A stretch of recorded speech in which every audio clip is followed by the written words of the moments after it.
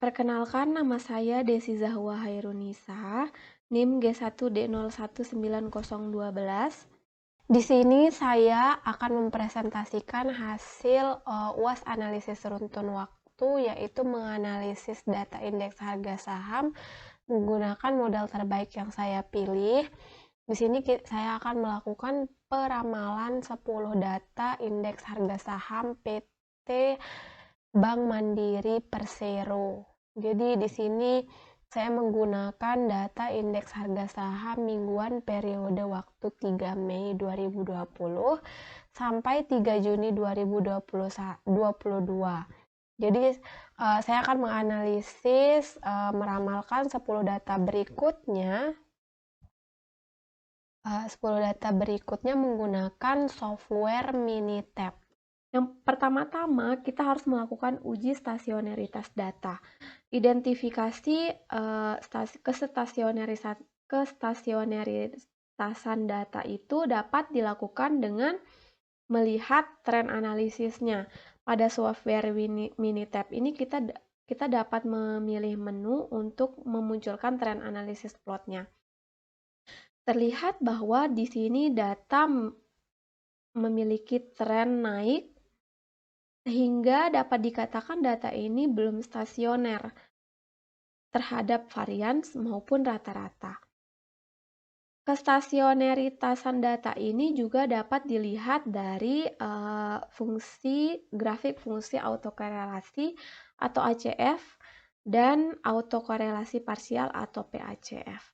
Di sini terlihat bahwa pada grafik fungsi ACF-nya terlihat bahwa pada 7 leg pertama di sini keluar dari garis signifikan, dan pada grafik fungsi PACF-nya leg pertama itu menjulang tinggi jauh meninggalkan garis signifikan, kemudian di leg kedua terjadi penurunan secara drastis, bahkan nilai legnya negatif.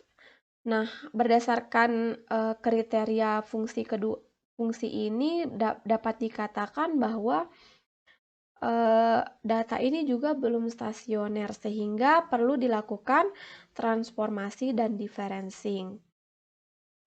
Yang pertama-tama itu akan dilakukan transformasi Box-Cox. Transformasi Box-Cox ini tersedia di Minitab.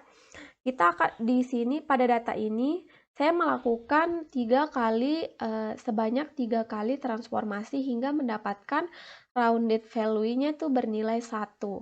Jadi transformasi sekali belum mendapatkan rounded value sama dengan 1, kemudian lanjut lagi transformasi kedua dan berlanjut hingga transformasi ketiga hingga mendapatkan rounded value-nya sama dengan 1. Ketika rounded value-nya sama dengan 1, maka data ini sudah stasioner terhadap varians. Kemudian dicek lagi tren analisisnya terhadap hasil transformasi ketiga. Terlihat bahwa data belum stasioner terhadap rata-rata, akan tapi data sudah stasioner terhadap varians. Kemudian lanjut akan dilakukan differencing data untuk menstasionerkan data terhadap rata-rata. Pada data ini dilakukan differencing sebanyak 1 kali, sehingga diperolehlah tren analisis plot sebagai berikut terhadap data differencing 1. Di sini data sudah stasioner terhadap varians maupun rata-rata. Kemudian karena data sudah stasioner, maka akan langsung lanjut pada tahap berikutnya, yaitu identifikasi model. Pada tahap identifikasi model ini, data yang digunakan adalah data yang sudah ditransformasi sebanyak 3 kali dan diferencing sebanyak 1 kali. Kemudian akan diidentifikasi ACF dan PACF-nya sebagai berikut ya, seperti di gambar. Terlihat bahwa pada grafik fungsi ACF-nya ini memiliki pola dia dice down daripada lebih dying down dari PACF-nya. Di sini PACF ini, kalau dari PACF ini lihat bahwa lag menyentuh garis signifikan itu ada ya 1. Jadi kemungkinan model AR-nya itu minimal 1 karena ada garis lag-nya yang menyentuh garis signifikan. Kemudian akan tetapi di sini grafik ACF-nya itu dia lebih dying down daripada PACF yang cut off model lag-nya. Jadi kemungkinan model MA-nya dari grafik fungsi ACF-nya ini kemungkinan dia lebih dominan daripada model AR-nya. Akan tetapi AR sudah ditentukan, yaitu nilai AR itu model AR itu minimal 1. Sehingga akan tetapi MA-nya lebih dominan karena tadi dia lebih dying down, pola lag-nya itu lebih dying down dari PACF. Sehingga kemungkinan model ARIMA yang mungkin itu adalah 112. Di sini 1 ini adalah 1 kali differencing, 113 dan 213, di mana MA ini adalah nilai yang lebih dominan. MA lebih dominan daripada AR. Kemudian lanjut ke tahap berikutnya itu adalah pemilihan model terbaik. Jika model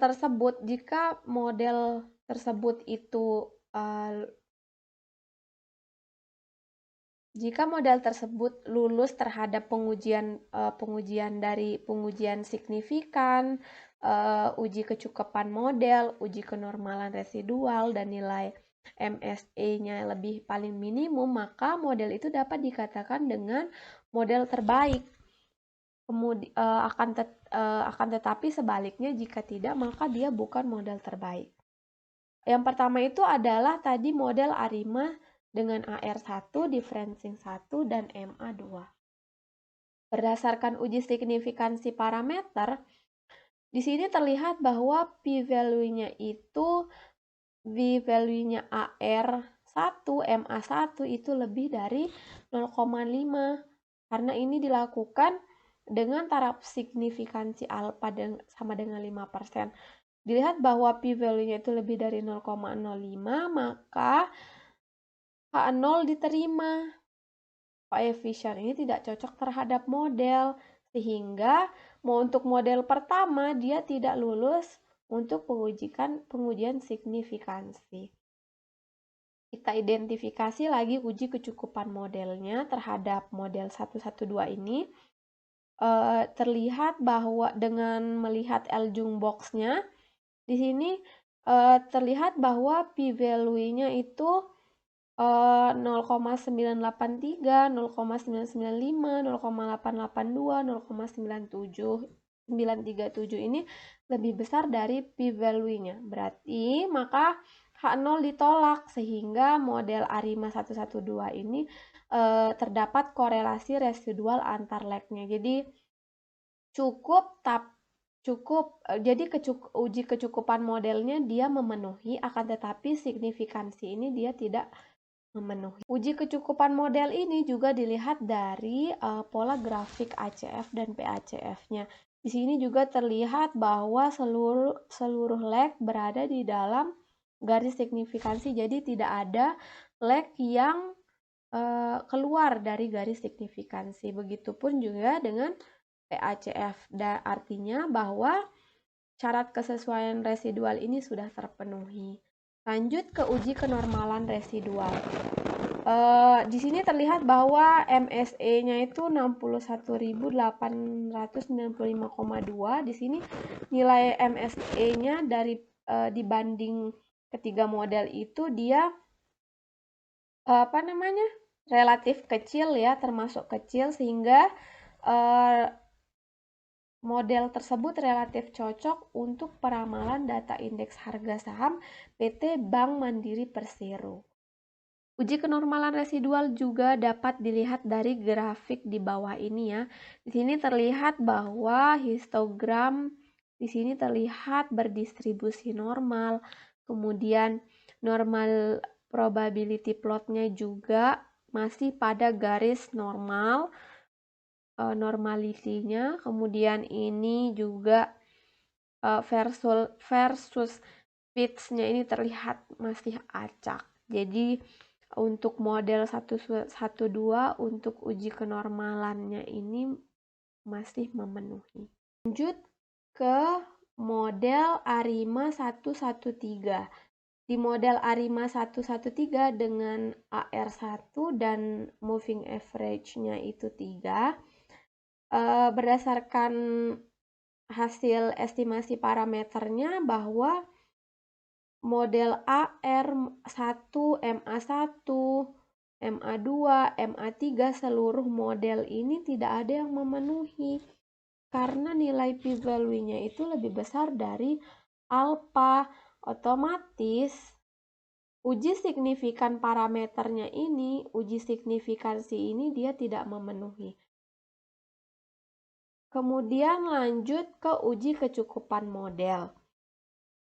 Terlihat bahwa pada L-Jung box-nya p-value-nya itu semua lebih dari p-value, lebih dari alpha, yaitu lebih dari 0,05 sehingga H0 ditolak, H0 ditolak sehingga terdapat korelasi residual antar lab.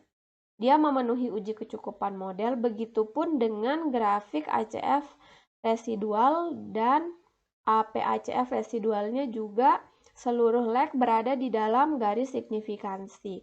Otomatis uji kecukupan model dia memenuhi karena syarat kesesuaian residualnya sudah terpenuhi. Kemudian lanjut ke uji kenormalan residual.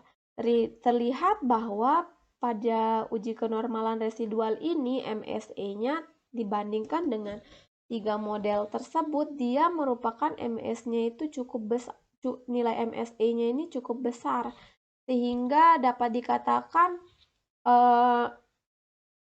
model ini tidak cocok untuk peramalan PT Bank Mandiri Persero. Jadi MSE-nya nih paling besar. Jadi bisa dibilang untuk uji kenormalan residualnya dia tidak memenuhi. Selain dengan melihat MSE-nya, uji kenormalan residual ini juga dapat dilihat dari residual plots-nya ya. Lihat pada normality probability plotnya, dibanding dari grafik normal probability plot ini lebih banyak yang keluar daripada dia menempel pada garis normal probability-nya. Terus di sini lebih menumpuk, banyak penumpukan, tidak menyebar, tidak terlalu menyebar. Jadi di sini makanya dikatakan bahwa dia tidak memenuhi uji kenormalan residual. Lanjut ke model ARIMA ketiga, yaitu dengan AR2, differencing 1 dan moving average-nya 3. Di sini terlihat bahwa AR1, AR2 model untuk MA1, MA2, MA3 seluruh p-value-nya itu kurang dari 0,5 sehingga dapat dikatakan bahwa AR1, AR2, MA1, MA2 dan MA3 ini memenuhi kriteria keputusan, yaitu H0 ditolak karena p-value-nya itu kurang dari 0,05. Sehingga dapat dikatakan bahwa AR1, AR2, MA1, MA2, dan MA3 cocok terhadap model. Jadi dia lulus uji signifikansi parameter. Kemudian lanjut ke uji kecukupan model. Di sini dengan melihat L-Jung box p-value-nya itu seluruh leg-nya itu memiliki p-value-nya itu lebih dari 0,05 sehingga H0 ditolak. Jadi model ARIMA 213 itu dapat dikatakan ada korelasi residual antar leg-nya dia. Jadi uji kecukupan model memenuhi, uji signifikan parameternya juga memenuhi. Kemudian uji kecukupan model ini juga dilihat dari grafik fungsi ACF dan PACF-nya. Jadi di sini terlihat bahwa seluruh leg-nya itu dia paling cut off juga. Grafik fungsi ACF PACF-nya itu dia paling cut off. Di sini terlihat PACF ACF-nya residualnya itu dia paling cut off dan seluruhnya itu berada di dalam garis signifikan sehingga ini dia memenuhi syarat kesesuaian residual. Kemudian untuk uji kenormalan residual untuk model ketiga ini model 213 terlihat bahwa nilai MSE-nya itu adalah 60.996,0. Nilai MSE ini merupakan nilai yang paling minimum dari nilai MSE nilai MSE lainnya. Jadi model ini cocok untuk peramalan data indeks harga saham. Jadi uji kenormalan residual dia memenuhi. Uji kenormalan residual ini juga dapat dilihat dari grafik normal probability plotnya ini terlihat bahwa hampir seluruh data berada di dalam garis kenormalitian ini. Jadi dia paling sempurna normal probability plotnya. Kemudian versus fits-nya dia paling menyebar untuk model 213 ini dan histogramnya ini dia berdistribusi normal. Jadi untuk uji kecukupan model dia juga memenuhi untuk model 213. Dari ketiga model yang ARIMA 112, ARIMA 113 dan ARIMA 213 ini adalah rangkuman hasil pengujian terhadap ketiga model itu. Jadi ARIMA 112 hasil uji signifikansi dia tidak memenuhi karena p-value-nya itu lebih besar dari alfa. Kemudian uji kecukupan model dia memenuhi, kenormalan residual memenuhi, nilai MSE-nya 61.895,2. Masih lebih kecil daripada ARIMA nilai MSE ARIMA 113. Di ARIMA 113 ini dia hasil uji signifikansi tidak memenuhi, uji kenormalan residual tidak memenuhi, karena nilai MSE yang relatif besar, cukup besar ya, jadi uji kenormalan residual dia tidak memenuhi, uji kecukupan model aja dia memenuhi. Kemudian untuk ARIMA 213 di sini hasil uji signifikansi dia memenuhi, kecukupan model memenuhi karena di sini p-value-nya itu kurang dari alfa. Uji signifikansi makanya dia signifikan. Kemudian uji kecukupan model L-jung box-nya itu memenuhi karena p-value-nya lebih besar dari 0,05. Kemudian uji kenormalan residual paling sempurna normal probability plot daripada dua model lainnya dan nilai MSE-nya dia paling minimum.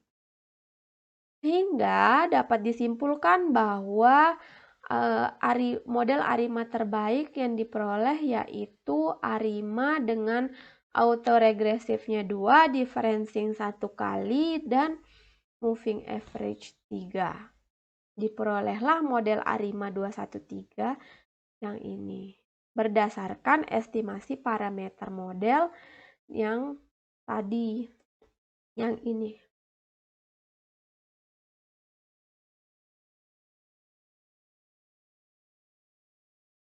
Diperolehlah model ARIMA-nya yang ini. Jadi XT-nya itu sama dengan XT-1 ditambah 1,2718 XT-2 dan sampai seterusnya.